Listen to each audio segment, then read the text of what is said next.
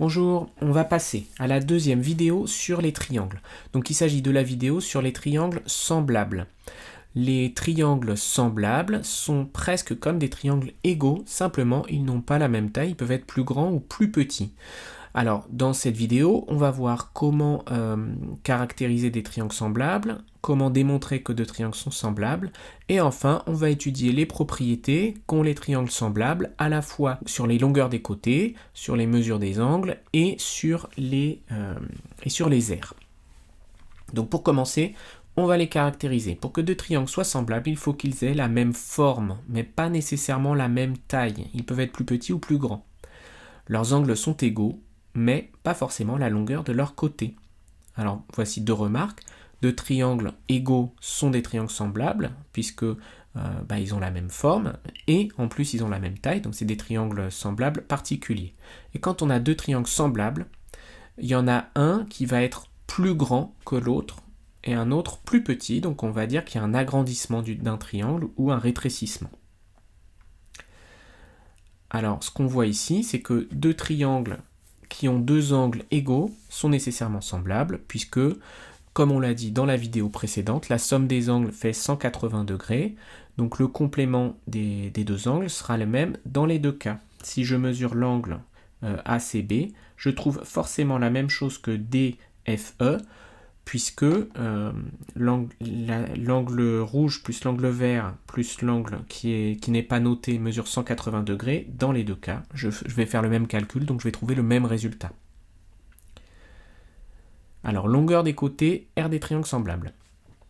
La longueur des côtés des triangles semblables, les longueurs sont proportionnelles. Mais il faut évidemment faire attention à une chose, c'est que pour que les longueurs soient proportionnelles, il faut que je choisisse les côtés de manière pertinente. C'est-à-dire que je vais choisir, tout comme on a dit que dans les triangles égaux, les côtés en face des mêmes angles avaient même longueur, les côtés qui ici vont être proportionnels sont les côtés qui sont en face du même angle. C'est-à-dire qu'en face de cet angle vert, la DEF, j'ai un côté que j'ai codé en noir. En face de ABC, j'ai un côté que j'ai codé en noir aussi. Ces deux côtés, ils vont avoir un rapport de grandeur qui va être le même que le rapport de grandeur entre les deux côtés roses. Alors pourquoi ça ? Eh bien parce qu'il y a la proportionnalité des côtés qui sont en face des mêmes angles.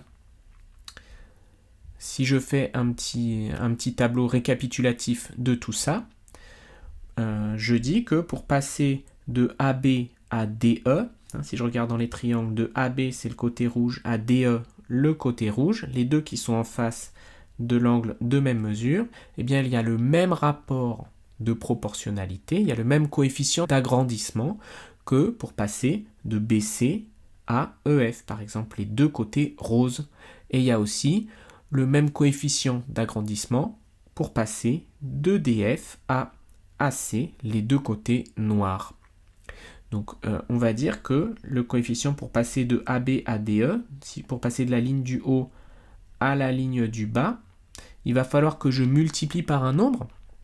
Il va y avoir un coefficient d'agrandissement, ça sera un nombre plus grand que 1, puisque si je veux la valeur de DE, par exemple, il faudra que je multiplie AB par, disons, 1,5, je pense, à mon avis que j'ai choisi 1,5.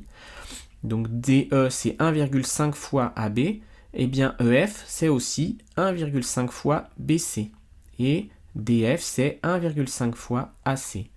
Je vais donc dire que le coefficient d'agrandissement est 1,5. Si le coefficient d'agrandissement c'est 1,5, dans l'autre sens, eh ben, il faudra que je divise par 1,5, autrement dit que je multiplie par 2 tiers, pour passer des grandes longueurs aux petites. C'est-à-dire que AC, par exemple, eh bien, c'est 2 tiers de DF. 2 tiers fois la longueur DF. EF, c'est une certaine longueur, et BC, c'est 2 tiers fois la longueur EF. Donc là, je vais dire que c'est un coefficient de réduction, puisque je vais multiplier par un nombre plus petit que 1, je vais donc réduire les longueurs et obtenir le petit triangle à partir du grand. Voilà, donc en tout cas, ce qu'il faut retenir, c'est que les longueurs, elles sont proportionnelles, mais que pour que ce soit bien proportionnel, pour que ce soit un bon tableau de proportionnalité, il faut que je fasse attention à une chose, c'est de mettre en vis-à-vis, là, dans les colonnes, il faut que les deux longueurs, elles correspondent aux côtés qui sont en face du même angle. Donc pourquoi j'ai choisi BC et EF? Bien parce que BC, c'est le côté qui est en face de l'angle vert clair, et EF, c'est aussi le côté qui est en face de l'angle vert clair, qui a donc la même mesure. Voilà. Alors, maintenant, on va chercher des méthodes où on n'utilise pas forcément les angles pour pouvoir démontrer que les triangles sont semblables. Donc ce qu'on a dit, c'est qu'avec les angles, c'est forcément les angles égaux. Maintenant qu'on a des propriétés sur les longueurs, c'est-à-dire la proportionnalité, c'est ce qu'on va utiliser. Donc si les côtés des deux triangles forment un tableau de proportionnalité, alors ces deux triangles sont semblables. Ça c'est la deuxième méthode finalement, puisque la première c'était sur les angles. Et la troisième, si deux des côtés forment un tableau de proportionnalité et que l'angle qui les compose est égal, les deux triangles sont semblables. Donc regardons ça. Donc dans la méthode qu'on va appeler méthode 2, eh bien j'ai fait un tableau de proportionnalité avec les trois côtés.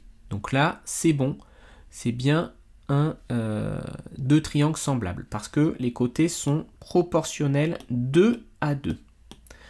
Dans le deuxième cas, je n'ai pas un tableau de proportionnalité complet, puisque j'ai seulement le tableau de proportionnalité sur deux côtés. Donc AB est proportionnel à DE, donc il y a le même rapport d'agrandissement de AB à DE que de BC à EF. Ok, ça me donne, c'est bien proportionnel, mais peut-être que le troisième côté ne l'est pas, ça je ne sais pas encore.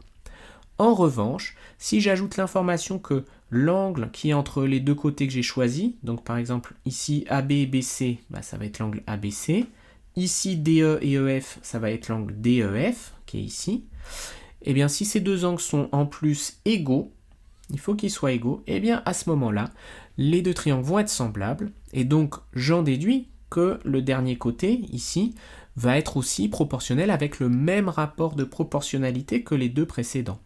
Mais pour avoir cette certitude, eh bien j'ai besoin d'avoir l'égalité de l'angle en plus.